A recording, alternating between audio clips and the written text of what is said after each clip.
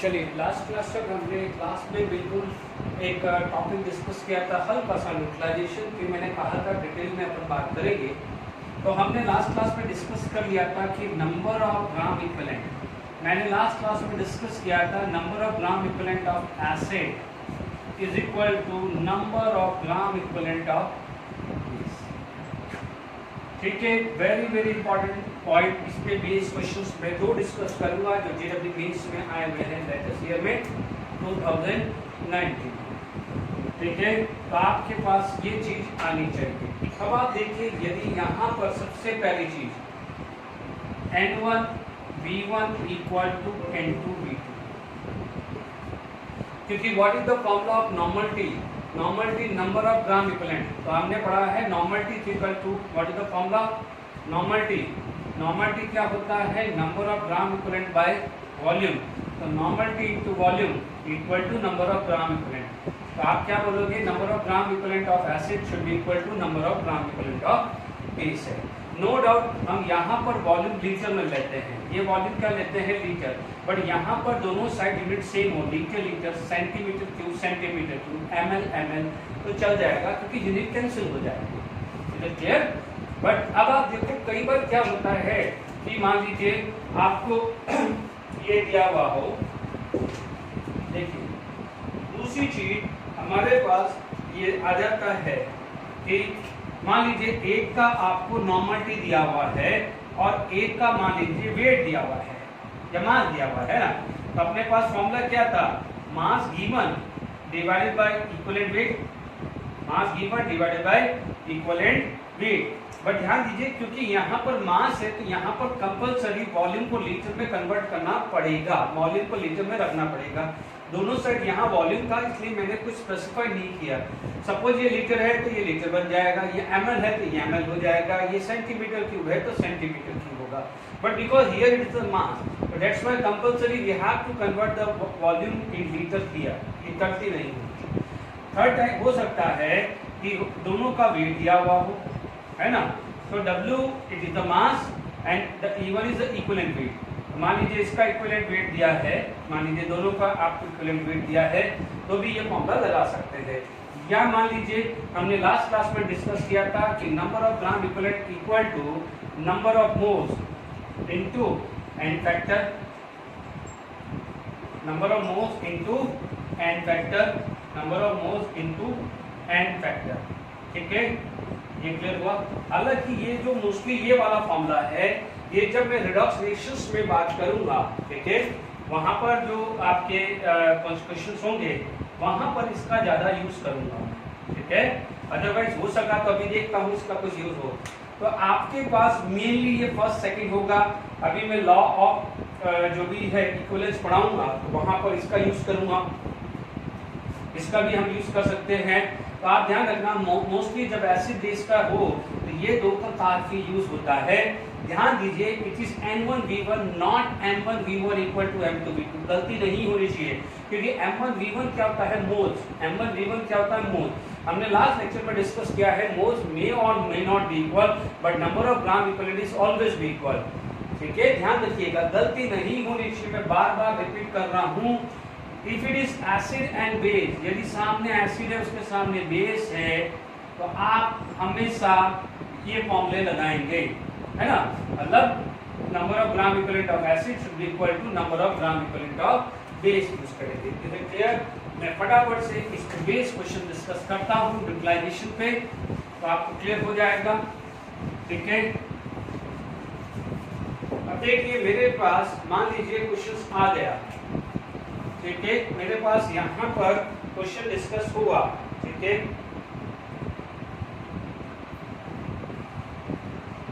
देखिए यहाँ पर क्वेश्चन डिस्कस हुआ कि if 500 ml of 0.2 m H2SO4 is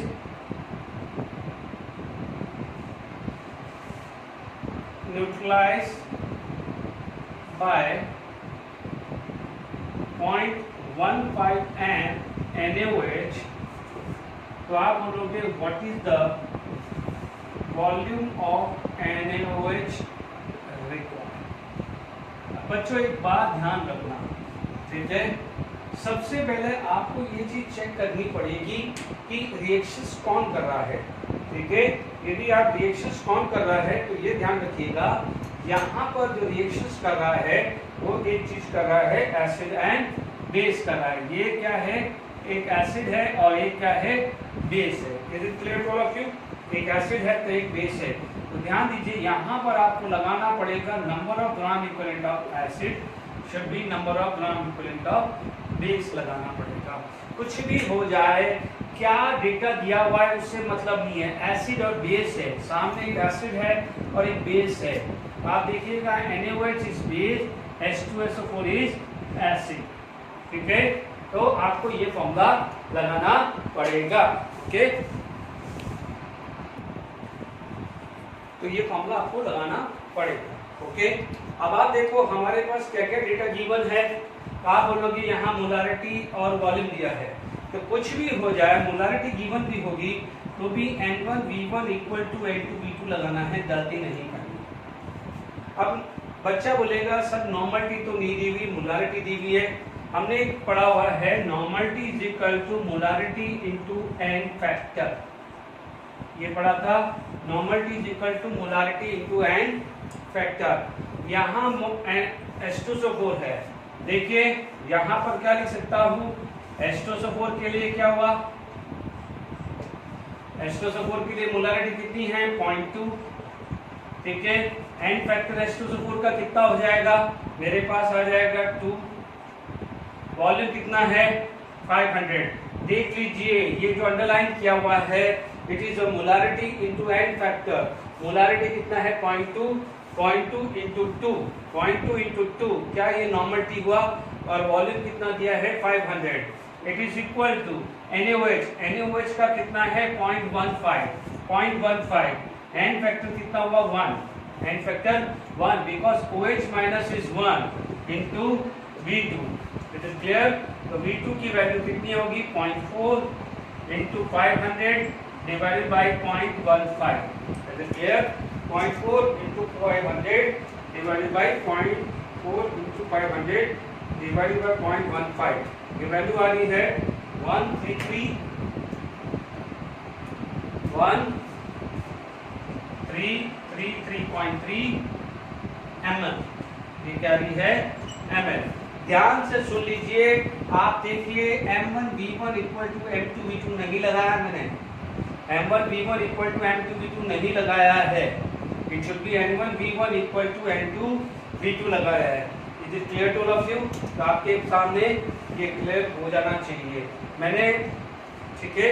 अब आप देखो एक और क्वेश्चन डिस्कस करते हैं, ठीक है।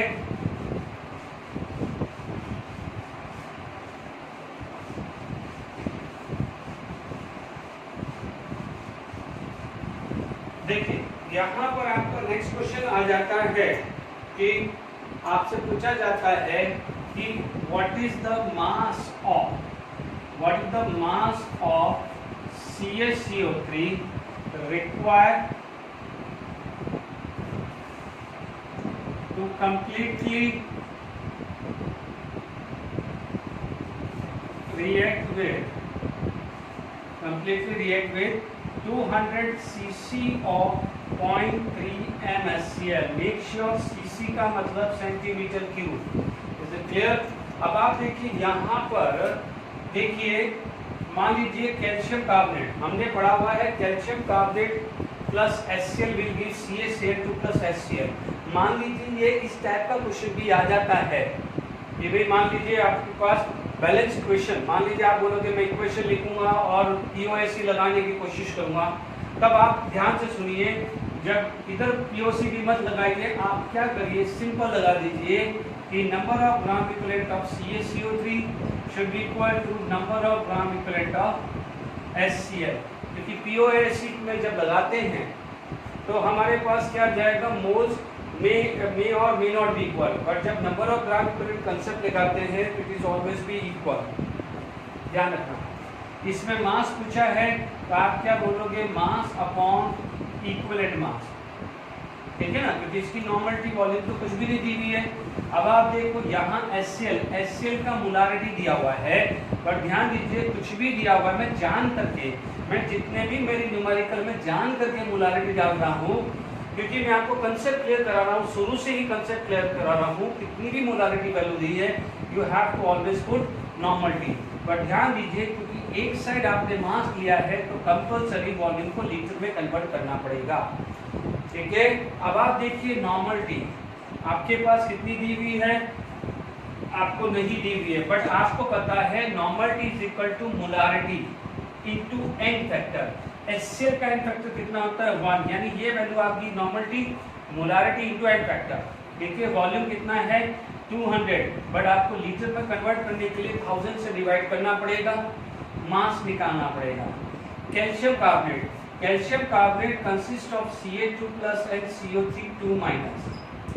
Is it clear?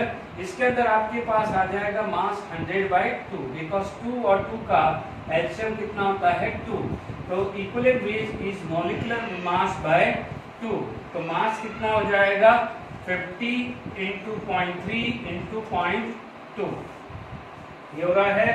तो आप देख लीजिए आपके पास ये कितना आ गया है 10 × 3, 10 × 3 या 0.3, ये आ जाएगा 3 ग्राम।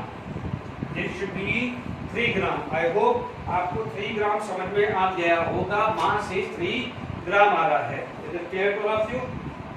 ओके, तो यहाँ पर आपके पास ये 2 क्वेश्चन मैंने डिस्कस किए हैं, बट इन दोनों कंसेप्ट में एक ही कंसेप्ट लगा रखा है कि number of gram equivalent of first component should be equal to number of gram equivalent of second component. Is it clear to all of you? अब आप देखिए इसमें अब मैं 2 क्वेश्चन जेडब्ल्यू के डिस्कस करता हूँ। Is it clear? देखिए मैंने आपके सामने 2 क्वेश्चंस लिखे हैं जेडब्ल्यू बेस के, आप देख लीजिए। पहले अपन ये करते हैं, यहाँ जगह तो पहले ये करते हैं, उसके बाद ऊपर कर लेंगे। 2 क्वेश्चन आप नोट कर लीजिए, पहले ये करते हैं, ध्यान से समझना है। देखिए 50 ml of 0.1 m oxalic acid. आप देखिए मैंने इससे पहले जो क्वेश्चन दिए थे, जान करके, जो भी अच्छा कंसेप्चुअल क्वेश्चन है जान करके वो मोलारिटी रखेगा, नॉर्मलिटी नहीं रखेगा, बिकॉज वो चेक करेगा कि बच्चे को कॉन्सेप्चुअली क्लियर है कि नहीं। ठीक है, ऑक्सैलिक एसिड क्या होता है? एसिड। NaOH क्या होता है? बेस।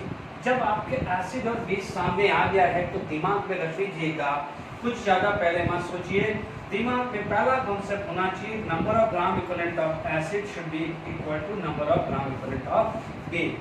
बच्चों यदि ये बार बार गड़बड़ आ रही है तो लास्ट लेक्चर में जो नॉर्मलिटी का फॉर्मूला था वो एक बार रिवाइज कर लीजिए, ठीक है, क्योंकि ये बहुत अच्छे न्यूमेरिकल से आप देख लीजिए, जनवरी मई 2019 में है।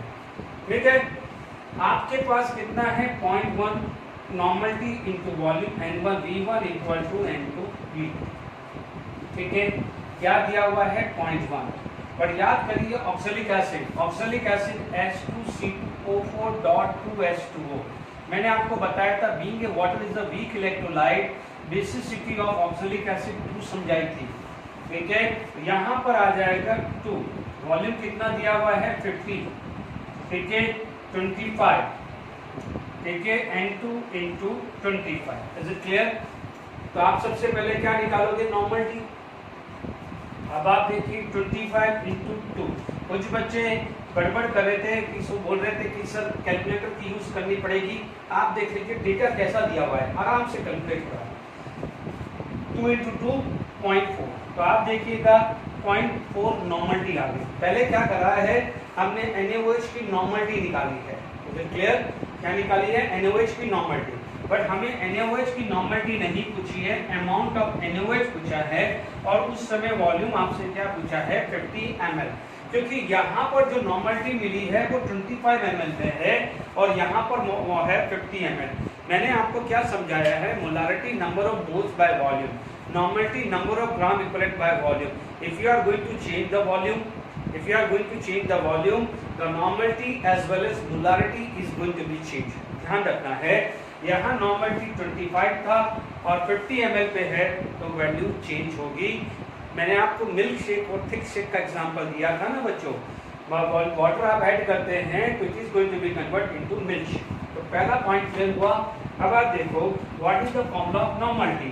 नॉर्मलिटी होता है mass given divided by equivalent weight into 1000 by volume in ml। This is the formula.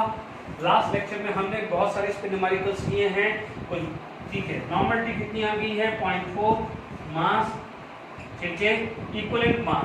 NaOH का इक्विवेलेंट मास कितना होता है 40/1, बिकॉज NaOH में OH डिस्प्लेसेबल कितना होता है 1 इंटू 1000, वॉल्यूम कितना दिया हुआ है 50, ठीक है बच्चों। आप देख लीजिए ये आ रहा है 20 और 20 और 2, तो मास कितना आ रहा है, गड़बड़ हुई है, पॉइंट और नहीं है, चेक कर लेते हैं अपन ने कहीं गड़बड़ तो नहीं कर ली है। 50 इंटू 0.1 0.4 आ रहा है, 40-50 ml 0.8 gram. Is it clear? यहाँ पर 0.1 into 2 into 50 equal to N2 into 25 2 into 1.4, ठीक है। अमाउंट ऑफ NaOH, ठीक है, यहाँ पर, ठीक है, यहाँ पर देखिए क्या हो रहा है, कहाँ गड़बड़ हो रही है, अपन देखते हैं।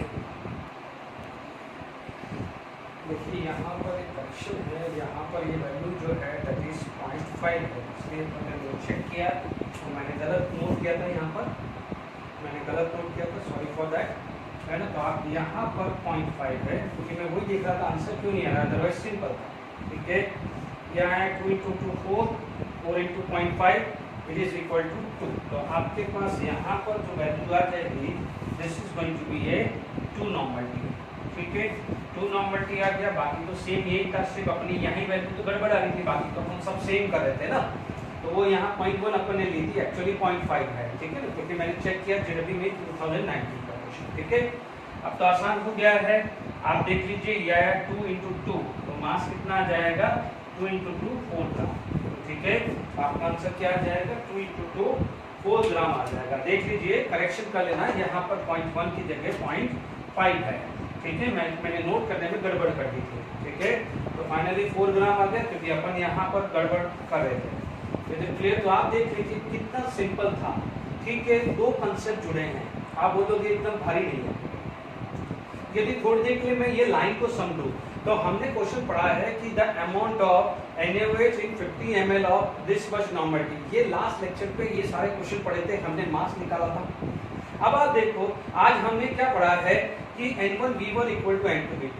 तो ध्यान रखना है कि जेडब्ल्यू मेंस पे अब क्योंकि नंबर ऑफ क्वेश्चन 25 आ गए हैं, तो 2 कंसेप्ट मिला के क्वेश्चन बन सकता है। बात समझ में आई आपको? तो ऐसा नहीं है, आपको टारगेट पता है कि आपने पढ़ा कि the amount of NaOH in 50 ml, तो आप बोलोगे यार मुझे अमाउंट ऑफ NaOH निकालना है, तो उसमें मुझे मोलारिटी या नॉर्मलिटी चाहिए।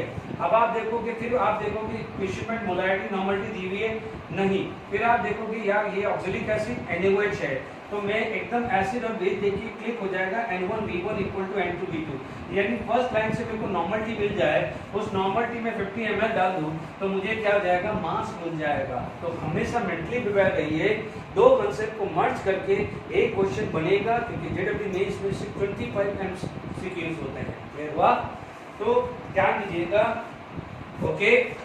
आपको मैंने ये सिखा चुका हूँ N1V1 इक्वल टू N2V2 से कैसे नॉर्मलिटी निकालते हैं। मैं आपको लास्ट लेक्चर में सिखा चुका हूँ कि नॉर्मलिटी यदि पता होती है तो हम किस तरह से मास गिवन निकाल सकते हैं। क्लियर? यदि इसी क्वेश्चन को देखिए, ये समझ में आ गया। मैंने इसी क्वेश्चन को बहुत सिंपल तरीके से समझाया है। अदरवाइज क्या है, जो अभी ये वाला क्वेश्चन था, तो आप बोलोगे कि सर हम कैसे करें। आप देखिए कि यहाँ पर आपके पास N1V1 इक्वल टू N2V2 था, ठीक है। यहाँ पर आपका 0.5 इंटू 2 इंटू समहाउ 50 था, यहाँ पर आपका 25 था। नॉर्मलिटी क्या आता है, mass upon equivalent mass N2000 by 50। But मैं अज्यूम करता हूँ ये थोड़ा सा समझने में आसान नहीं होगा। ठीक है, तो हम ऐसे भी मार्क्स निकाल सकते हैं। बट इट इज एडवाइजेबल पहले n1 v1 equal to n2 v2 से नॉर्मलिटी निकालिए, उस नॉर्मलिटी को अलग से फॉर्मूला लगा ले जाइए और उससे मार्क्स निकालें, तो कंफ्यूजन के चांसेस कम होते हैं। क्लियर हुआ? अब आप देखिए, चलो ये वाला एक और क्वेश्चन डिस्कस करते हैं। ठीक है, यहाँ पर हमारे पास एक क्वेश्चन जो दिया है 70 ml of given acid solution required. देखिए मैं आप देखेंगे कि लेवल ऑफ क्वेश्चन अच्छे होते हैं। ठीक है, बस समझना है। ठीक है, आपसे बोला है HCl, HCl किसके साथ रिएक्शन करने जा रहा है? Na2CO3 के साथ। ठीक है, फिर क्या बोला? What is the volume of HCl required to react with NaOH। ध्यान से समझ लीजिए, ये दो है। ठीक है, कुछ टेंशन नहीं है। N1 V1 equal to N2 V2 इधर भी लगा दो, और N1 dash V1 dash equal to N2 V2 यहाँ भी लगा दो, या N3 V3 लिख दो, या N1 V1, ये तो सेम ही रहने वाला है, ये तो सेम ही रहने वाला है, तो यही तो लग रहा है। N1 V1 equal to N2 V2 और N1 V1 equal to N3 V3, बाकी थोड़ी कोई नया चीज हुआ है।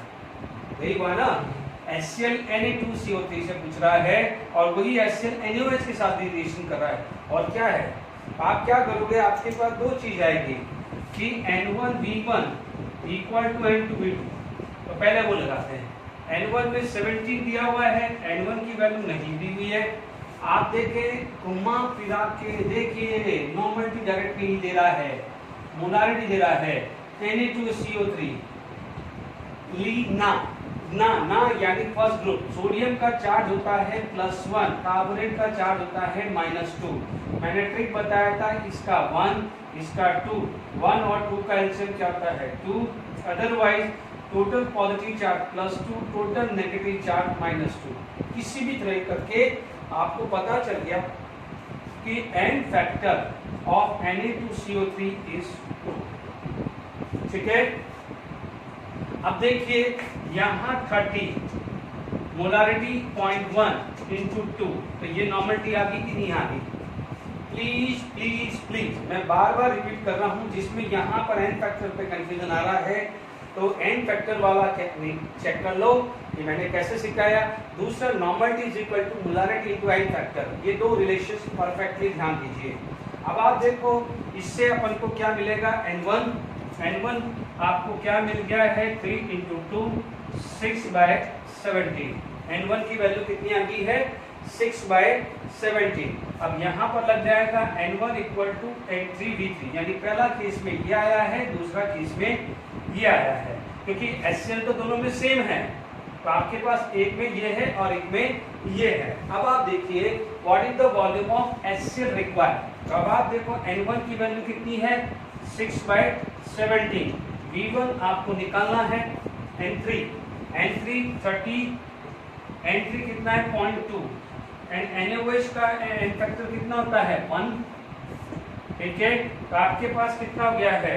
ये आ गया है 3 इंटू 2 6 आ गया है, 6 से 6 कैंसिल, तो V1 की वैल्यू कितनी आ रही है?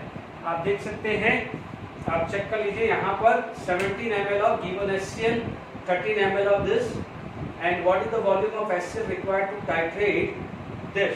and calculation mistake चल रहा है 30 into 0.2 into 1।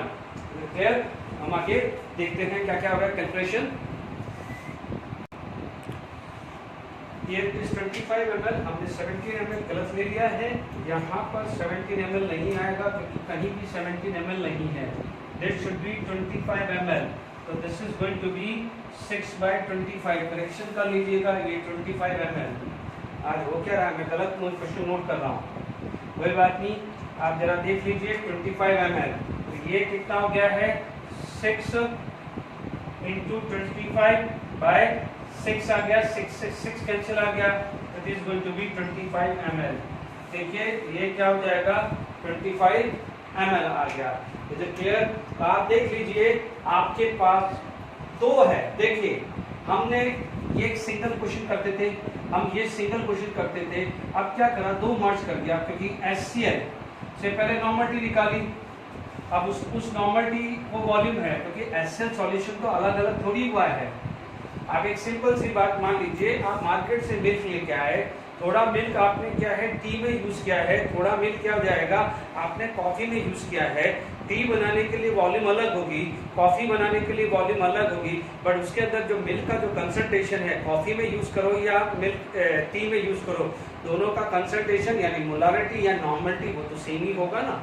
क्लियर? तो वो चीज का कंसेप्ट ध्यान दीजिए। ये दोनों न्यूमेरिकल्स बहुत अच्छे से हैं, दोनों में मैंने थोड़ा सा करेक्शन करवाया है क्योंकि मैंने वैल्यू यहाँ पर 25 ml की जगह 17 ml मिली थी, वहाँ पर 0.1 की जगह 0.5 मिल गया था। कोई बात नहीं, क्योंकि जब हम भी नोट करते हैं तो कई बार लिखते हुए मिस्टेक भी हो सकती है। क्लियर? क्योंकि हमें पूरा क्वेश्चन लिखना पड़ता है आपका टाइम सेव करने के लिए। Is it clear? तो आई होप क्लियर हो गया होगा कि न्यूट्रलाइजेशंस को कैसे हम यूज करते हैं। Is it clear? अब आप देखिए यहाँ पर हमारे पास हमने न्यूट्रलाइजेशन का कंसेप्ट पढ़ा है, जिसमें एक ही कॉन्सेप्ट होता है, number of gram equivalent of acid is equal to number of gram equivalent of base.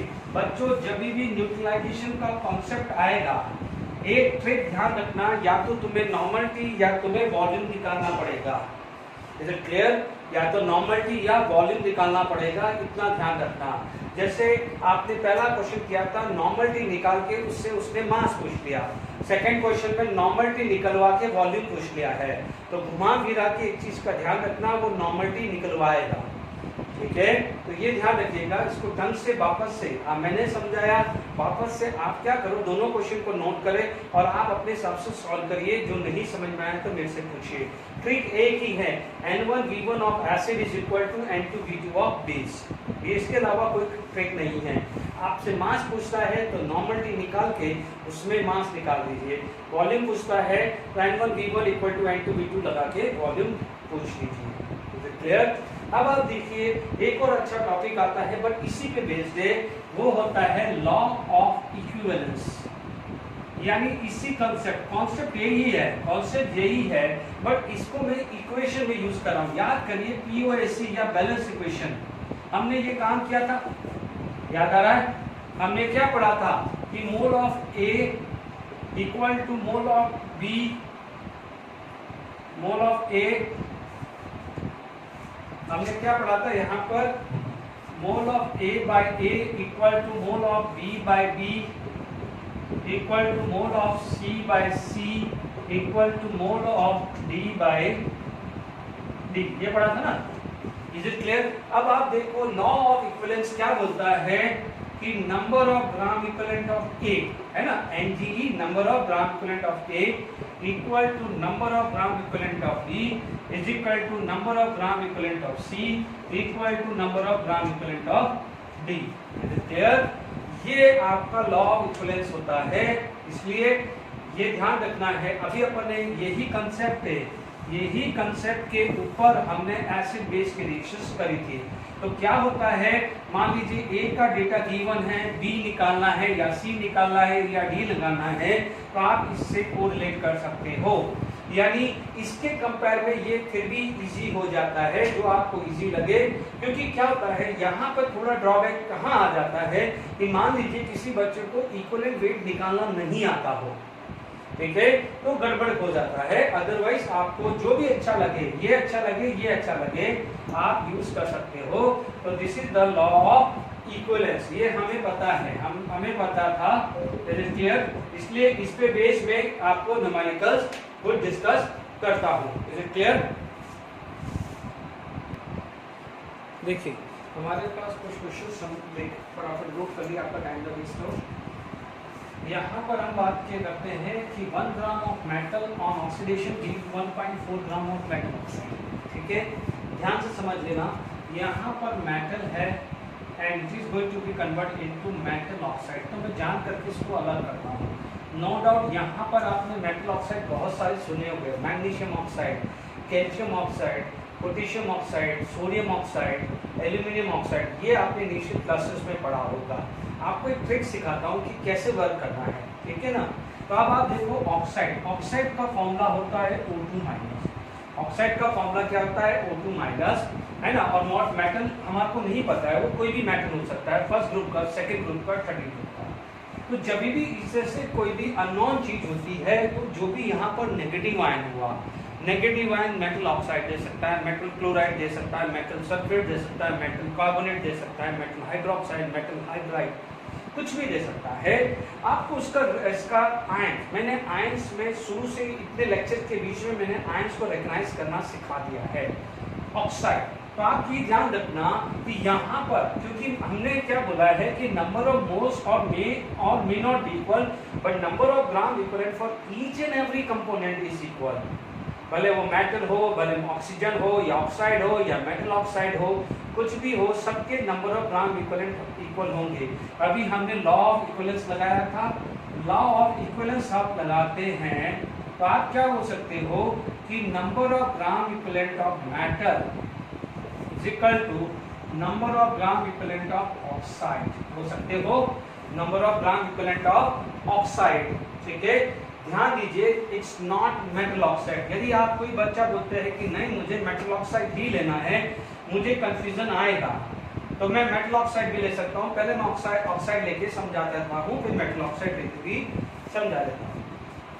अब आप देखिए यहाँ पर आपको क्लियर हो गया है कि number of gram equivalent of metal. ठीक है, अब देखिए मेरा क्या हुआ, number of gram equivalent of metal equal to number of gram equivalent of oxide. ठीक है, मेटल क्या हुआ, वेट गिवन डिवाइडेड, वेट कितना गिवन है 1, इक्विवेलेंट वेट मान लिया। ठीक है, अब आप देखो 1.4 gram is a metal oxide, यानी इसमें मेटल और ऑक्सीजन दोनों का मास होगा, बट मेटल तो ऑलरेडी 1 ग्राम है, तो 1.4 ग्राम मेटल ऑक्साइड है। ठीक है, 1 ग्राम मेटल है, तो दोनों का जो डिफरेंस है 0.4 ग्राम, वो किसका मास होगा, ऑक्साइड का होगा कि नहीं होगा। Is it clear to all of you, clear हुआ कि नहीं हुआ। तो अब आप देखो what is the mass of oxide, वो आ गया 0.4। ठीक है, ऑक्सीजन का क्या होता है, याद करिए, इक्विवेलेंट वेट ऑफ आयंस। मैंने क्या बोला था, equivalent weight of a ions it is equal to formula weight upon charge. तो यहाँ पर यदि मैं ऑक्साइड आयन की बात करूँ तो इसका कितना होता है 16, चार्ज कितना है 2, तो इसका कितना आ जाएगा 8 आ जाता है। तो it is going to be 8, it is going to be 8 आ जाएगा। तो E की वैल्यू कितनी होगी यहाँ पर 2.2 यानी 20, तो इक्विवेलेंट वेट कितना आ जाएगा 20 आ जाता है। Is it clear, what is the equivalent wait 20। ध्यान दीजिए आगे बात में मेटल एंड मेटल ऑक्साइड। ठीक है, कुछ बच्चे यदि बोलते हैं कि सर हम कंफ्यूज हो सकते हैं, तो बेटर जो है वो का वही रखो, तो कोई बात नहीं, मैं उससे भी समझा देता हूँ। ये सेकेंड मेथड है, this is the second method, है ना, जो अभी लिख रहा हूँ सेकेंड मेथड। यदि आप कोई इसमें प्लस माइनस नहीं करना चाहते हैं तो ये देखिए, मैंने मेटल ऑक्साइड पूरा ले लिया। ठीक है, यहाँ पर मेरा 1 आएगा इक्विवेलेंट E, यहाँ पर 1.4 आएगा। ध्यान से सुनिए, मेटल का इक्विवेलेंट वेट E है और ऑक्सीजन का 8 है, तो मैंने आपको क्या समझाया था, equivalent weight of a salt equal to equivalent weight of a cation plus equivalent weight of anion, उसमें से 2 या 3 कोई मल्टीप्लाई नहीं होता है। याद आ रहा है, मैंने समझाया था कि इक्विवेलेंट वेट ऑफ मेटल का आप E ले रहे हो और ऑक्साइड का कितना होता है 8, तो आप इसको सॉल्व करोगे तो E की वैल्यू क्या आएगी, E plus 8 equal to 1.4 E आ रहा है। तो इधर कितना आ जाएगा, it implies that 0.4 E is equal to 8, तो E की वैल्यू 20 आ रही है कि नहीं आ रही। तो आप दोनों तरीके से काम कर सकते हो। ठीक है, अब आप देखो यहाँ पर इसमें 1.4 ग्राम ऑफ मेटल और यहाँ पर दिया है 2 ग्राम ऑफ मेटल ऑक्साइड, तो डायरेक्टली यही टाइप का हुआ 1.6 bye E and 2 by E plus 8, 2 by E plus 8, क्योंकि अपन ने क्या लिखा है, number of gram equivalent of metal, number of gram equivalent of metal oxide. आपको कोई प्लस माइनस नहीं करना है, आपकी इच्छा है। फर्स्ट मेथड सही है, अलग से ऑक्सीजन का निकाल दो तो भी यूज कर सकते हो। आप बोलते हो कि मुझे नहीं लेना है, ऐसा कैसा ही रखना है, जब ऐसा कैसा ही रखना है तो यहाँ पर ध्यान रखना है, क्योंकि मेटल का E, ऑक्सीजन का 8, मेटल होगा कैटायन, तो ऑक्साइड क्या होगा एनायन, तो कैटायन प्लस एनायन, ना कोई 2 मल्टीप्लाई करना 3 मल्टीप्लाई करना है, गलती मत करना। अब आप देखो 1.6 E प्लस 8 6 कितना हुआ 48, 4 12.8 ये आ जाएगा 2e कितना हुआ 1.6 इधर चला गया तो 2 minus 1.6 0.4e is equal to 12.8 तो e की वैल्यू 12.8 बाई 0.4 तो यहाँ से ये डेसिमल हटा तो 4 3 जा एंड 3 2 जा तो इक्विवेलेंट वेट कितना आ गया है 32 आ गया है। Is it clear to all of you? Yes और नो? अब आप देखिए यहाँ पर ये क्लियर हो गया है। अब आप देखिए यहाँ पर मैं और कुछ कोशिश करता हूँ कि आपको और वैरायटी की प्रॉब्लम मिले। ध्यान दीजिए एक ही कंसेप्ट डालना है, आपको फॉर्मूला नहीं पता है, आपको फॉर्मूला नहीं पता है तो आपको सिर्फ ये चीज लगाना है कि number of gram equivalent of known should be equal to number of gram equivalent of unknown. ये फॉर्मूला आपको लगाना है। जैसे मान लीजिए मेरे पास एक क्वेश्चन आ गया है ना, what is the equivalent weight of metal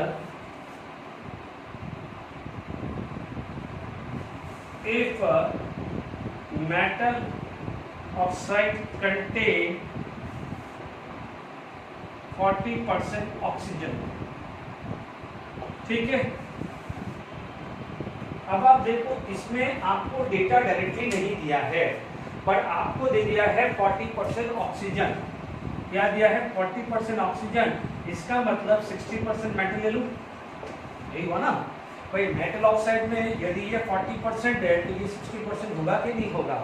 is it clear? तो आप बोले W1 by E1 equal to W2 by E2। याद करिए थर्ड फॉर्मूला मैंने बोला था ना, मैं आगे यूज करने वाला। W1 60, E मैंने मान लिया, W2 40 और अभी पड़ा है इक्विवेलेंट वेट ऑफ ऑक्साइड कितना हुआ, 8 हुआ कि नहीं हुआ? ये कितना हो गया 5 और ये कितना हो गया equivalent weight 112। Clear? Equivalent weight of metal कितना आ गया है 12 आ गया। Is it clear? आप देख लीजिए मैं क्या लगा रहा हूं। अब मान लीजिए दो आपके पास डिफरेंट कंपाउंड है,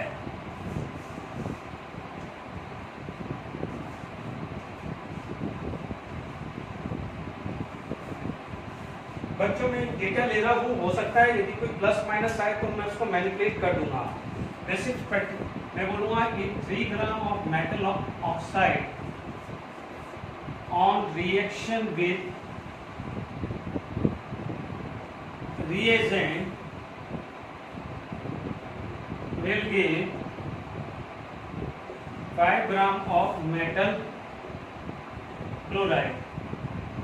ठीक है, what is equivalent weight of metal? What is the equivalent weight of metal? अब देखो यहां पर आपको पता चल गया है मेटल ऑक्साइड और सामने है मेटल क्लोराइड। देखो इसमें सब में आयन जानना जरूरी है। ठीक है, अब आप देखो ऑक्साइड 16/2 8, क्लोराइड होता है Cl- 35.5/1 35.5। Is it clear? ये सब सिखाया हुआ है मैंने। n फैक्टर 1 n फैक्टर 2, इसका कितना होता है एटॉमिक मास 16/2, इसका एटॉमिक मास 35.5/1। मैं बार बार रिपीट कर रहा हूँ, मैंने एटॉमिक मास क्यों कंसीडर किया है? इलेक्ट्रॉन का लॉस होना या इलेक्ट्रॉन का गेन होना एटॉमिक मास पे कोई इम्पैक्ट नहीं देता है। चलो तो अब आप देखिए हमारे पास इक्विवेलेंट वेट, यदि इक्विवेलेंट वेट ले, इसका मैंने E मान लिया तो इसका 8 होगा, इसका मैंने E मान लिया तो इसका कितना होगा 35.5 हुआ। तो हमारा फॉर्मूला क्या बना? हमारा फॉर्मूला बना कि number of gram equivalent of first should be equal to number of gram equivalent of second. Mass कितना दिया हुआ है 3, E + 8, मास कितना दिया हुआ है 5, E + 35.5। देख लीजिए आराम से W1 by E1 equal to W2 by E2, यही लगा रहा हूँ। 3E प्लस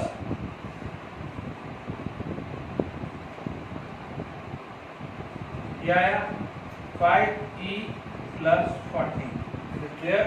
तो ये उधर गया, ये गया, तो आप मैथमेटिकली कैलकुलेट कर सकते हैं। ये इधर आया, 40 माइनस हुआ, तो ये कितना आ जाएगा 66.5। चेक कर लीजिए, मैथमेटिकली लगा लीजिए। ये इधर गया, ये 40 इधर गया, तो 40 यहाँ आया, तो 66.5 हुआ। ये 2e उधर गया, तो 5e माइनस 3e, ये क्या आया 2e, तो e की वैल्यू इज 66.5/2, तो it's come to be 33.25। Equivalent weight कितना आया 33.25। देख लीजिए, बेसिक्स लगा के मैंने कुछ भी अलग से ऑक्सीजन क्लोरीन नहीं लिखाया है, आपके दोनों को कंपेयर कर दिया है, दोनों को कंपेयर किया है। Number of gram equivalent of metal oxide should be equal to number of gram equivalent of metal chloride. W1/E1 equal to W2/E2। इसके अलावा कुछ नहीं लगा रहा हूँ। आज के लेक्चर में तो एक ही बात बोल रहा हूँ, number of gram equivalent of first should be equal to number of gram equivalent of second. एक और न्यूमेरिकल्स करते हैं विद डेटा, फिर आगे बढ़ते हैं। देखिए नेक्स्ट क्वेश्चन हमारे पास आ गया है। 1.35 gram of pure calcium is converted. ये गिवन है, ये गिवन है, ठीक है। जैसे अपन एक मेटल था तो मैंने यहाँ पर कैल्शियम ले लिया, इसका इक्विवेलेंट वेट E ले लिया, तो ये क्या हो जाएगा E+8। क्या होगा W1/E1 इक्वल टू W2/8, यही हुआ। W1 1.35, इक्विवेलेंट वेट E मान लिया, इसका 1.88, इसका मान लिया E+8, तो 1.35 E plus 1.35 into 8 equal to 1.88 E। Clear? इधर कितना आ गया है 8, 5, 40, 24 प्लस 4 28, 2 एंड 10.80, 10.80 उधर चला गया, ये 3, ये 5.53 E आ रहा है। E की वैल्यू 10.80 डिवाइडेड बाय 0.53। क्लियर? तो अब आप देखिए, यदि मैं MCQ में है तो 10/0.5 ले लूँ। 10/0.5 का मतलब कितना हो गया 1/2, यानी 20 इंटू 2, ये लगभग कितना आ जाएगा 20 पॉइंट समथिंग आ जाएगा। चेक कर लीजिए, इसलिए मैंने क्या है ये कैलकुलेशंस कर दी है। 10/0.5 ले लो तो 20 के आसपास होना चाहिए, 20 से थोड़ा सा ज़्यादा होना चाहिए। तो ये आपको समझ में आ गया है कि how to find out the equivalent weight by using the law of equivalent. I hope ये आपको समझ में आ गया होगा। Clear to all of you?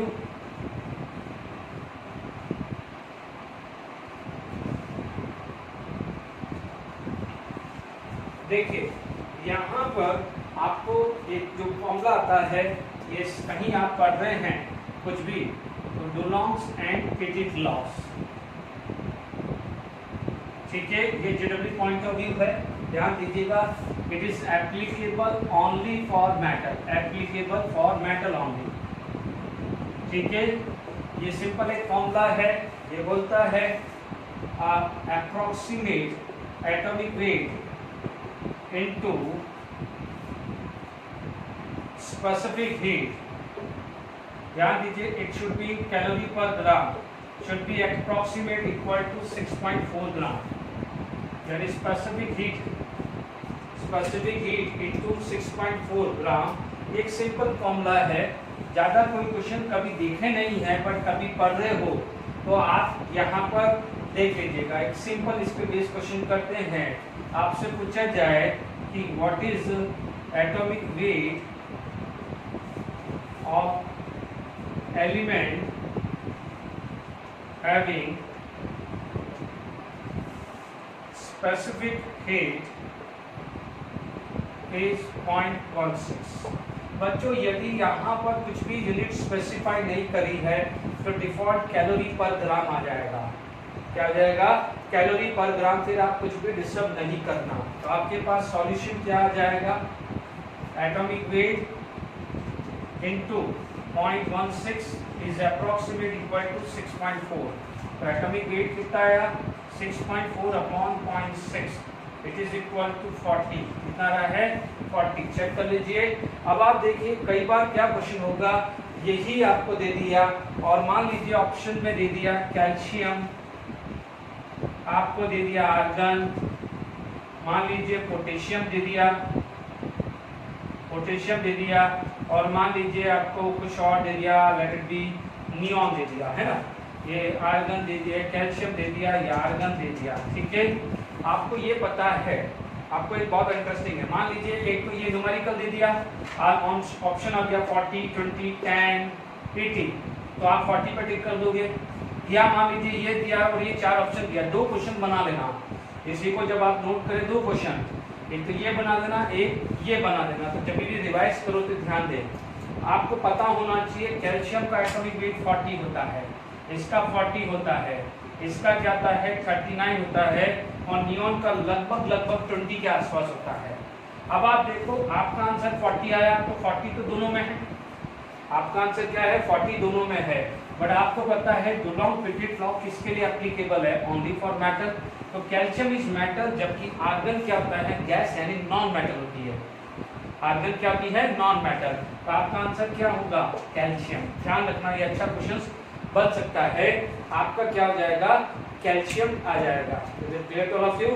तो आपको ये जो चीजें हैं आई होप ये सारी चीजें धीरे धीरे क्लियर हो रही होगी। ओके, यहाँ पर आपको क्लियर हो गया, स्पेसिफिक हीट भी क्लियर हो गई। इस पे डुलोंग पिकेट लॉ पे जो मैंने क्वेश्चन डिस्कस किया है उसी पे बेस आ सकता है, क्लियर, ये ध्यान रखिएगा, ठीक है।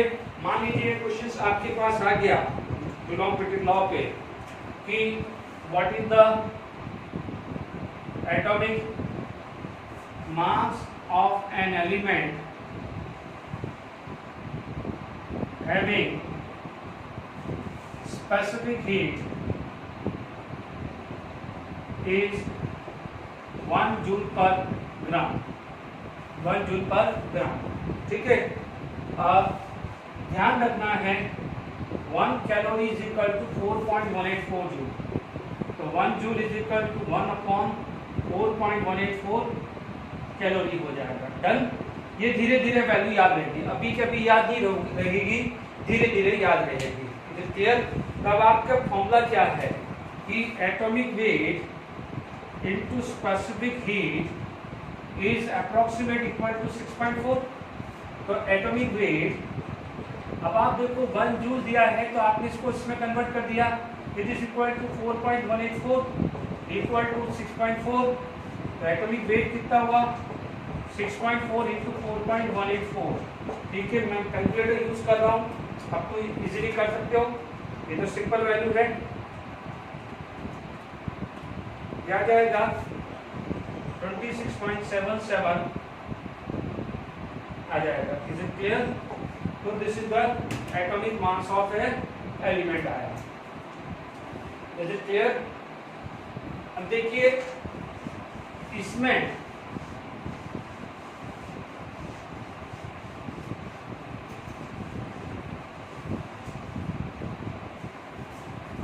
देखिए यहाँ पर एक क्वेश्चन आ गया,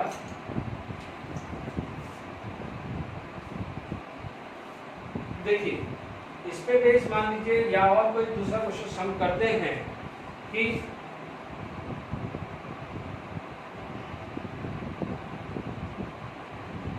कैलकुलेट द स्ट्रेंथ इन ग्राम पर litre of 20 ml of H2SO4 required to neutralize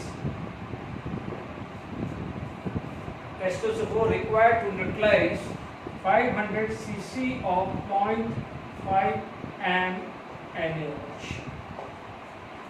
ठीक है, आप देखेंगे यहाँ पर एक एसिड है तो आपके पास क्या हो जाएगा, ये बेस होगा, एक एसिड होगा तो एक क्या हो जाएगा बेस आ जाएगा। Is it clear to all of you? ठीक है। अब यहाँ पर यदि हम बात करें तो हमारे पास एक ही चीज है कि number of gram equivalent of H2SO4 is equal to number of gram equivalent of NaOH।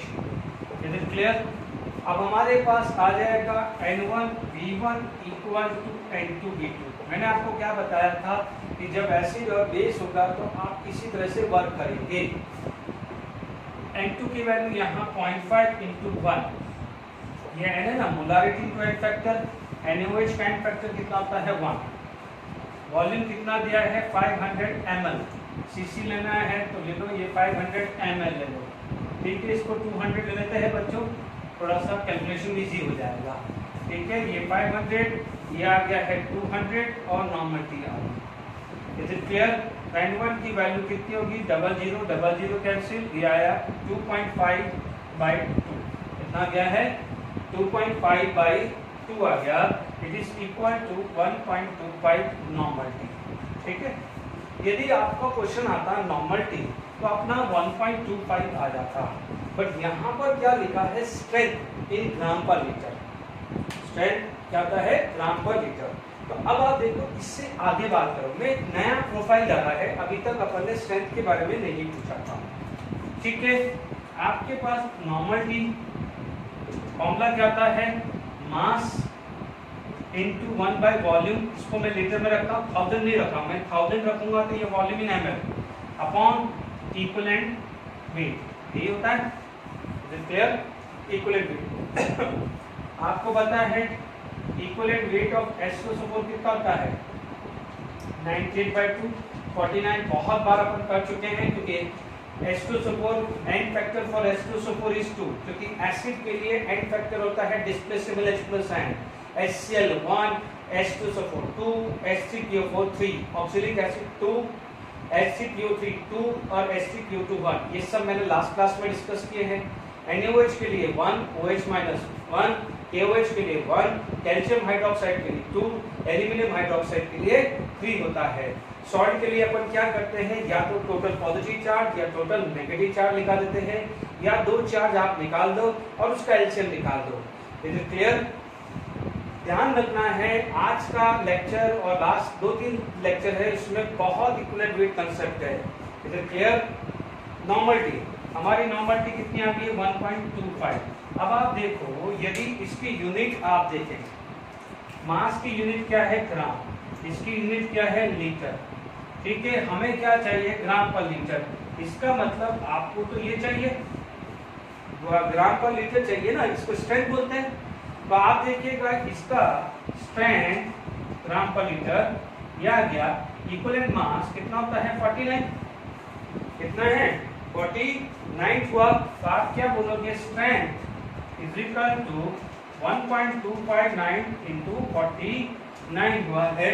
Simple calculation हो सकती है, 1.259 इंटू 49 हुआ, 1.25 इंटू 49 यह क्या है 61.25 ग्राम पर लीटर, 61.25 ग्राम पर लीटर आ गया है। तो आई होप ये समझ में आया होगा। तो हमने लगभग सारा प्रोफाइल कर लिया है, डुलॉन्ग पेटिट लॉ भी कर लिया है। अच्छा, इसमें यदि आप कोई रेफरेंस एडिशनल रेफरेंस बुक कर रहे हैं तो उसमें स्ट्रेंथ वॉल्यूम स्ट्रेंथ आएगा, जो H2O2 का डिकम्पोजिशन आएगा, ओलियम का परसेंटेज आएगा, ये JW point of view important होता है, ठीक है। वो मैं आपको इसमें नेक्स्ट क्लास में भी डिस्कस कर पाऊंगा, क्योंकि H2O2 में भी बहुत सारे डिफरेंट प्रोफाइल्स हैं, ठीक है। ओलियम पे भी मेरे को डिफरेंट प्रोफाइल पे क्वेश्चन जाना पड़ेगा, ठीक है। तो अब आप देखिए इसके बाद जो नेक्स्ट लेक्चर है, कई बार यदि आप कोई बुक्स ऐसी बुक पढ़ रहे हैं तो कई लेक्चर है उसको मोल कंसेप्ट 2 में लेते हैं, ठीक है। पर ठीक है, देखता हूँ मैं उसमें जो नेक्स्ट क्लास है उसमें हम ये ओलियम परसेंटेज और वॉल्यूम स्ट्रेंथ पे एक लेक्चर बना देंगे, तो वो भी आप जरा देख लीजिएगा। और today lecture it is sufficient, okay, thank you very much. Next lecture में हम वॉल्यूम स्ट्रेंथ और percentage of free SO3 in oleum उसका एक बना दूंगा और एक दो चीज और डाल देंगे, okay. Thank you very much.